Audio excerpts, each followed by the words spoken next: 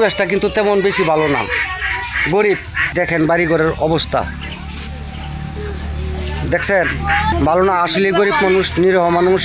হ্যাঁ, তো এরপরে যে আমি দৃশ্যটা দেখাবো, সেই দৃশ্যটা এখন আপনারা, একজন বৃদ্ধ মহিলা, এই বৃদ্ধা মহিলা হাতটু কাছে আসো, এই বৃদ্ধা মহিলা একেবারে নিঃস্ব গরিব, তার সন্তান কাছে থাইকেও নাই। এই যে একটা ঈদ গেছে, এক সন্তান তার কাছেই আসে নাই, তার পাশেই নাই, দেখে না যে এটি আমার মা মৃত্যু শয্যা। এখনো সে ভালো কথা বলতে পারে কিন্তু লড়তে পারে না, ভালো কথা বলতে পারে কিন্তু সে লড়াচড়া করার মতন তার কোনো ক্যাপাসিটি নাই। দেখেন তার সমস্ত শরীরটা একবারে ছোটো, একবারে ছোটো মানুষের মতন, বাচ্চা মানুষের মতন হয়ে গেছে গা। সারাদিন শুয়ে থাকে, একজনে খাওয়াইলে মুখে যদি দেয়াতে খাইতে পারে, না দিলে খাইতে পারে না।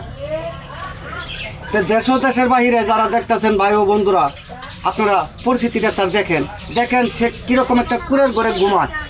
তা এটার একটা জঙ্গল বললেই চলে। দেখেন, দেখতেছেন এটা একটা জঙ্গল, জঙ্গলের ভিতরে সে ঘুমাইতেছে। তো ভাই আমি এইটুকু বলি ওনার পাশে থেকে, আমার তো দেওয়ার মতো কোনো ক্যাপাসিটি নাই, যতটুকু আছে অতটুকু আমি সমর্থন হিসেবে আমি অতটুকু সহযোগিতা করি।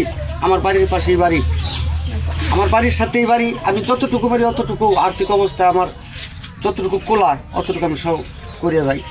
তো যাই হোক, এখন আপনারা যদি পারেন, কারো মনে চায়, কারো মায়া লাগে, দয়া লাগে, তাহলে এই মহিলার জন্য কিছু সাহায্য সহযোগিতা আপনারা করবেন।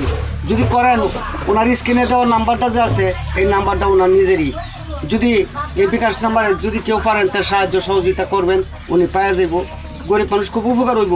মায়ের সমান মনে করবেন, দাদির সমান মনে করবেন, মনে করিয়া কিছু সাহায্য সহযোগিতা করবেন। আর যারা না পারবেন তারা লাইক এবং শেয়ার করবেন, এটাই ওনার চাওয়া, আর কিছু চাওয়ার নাই।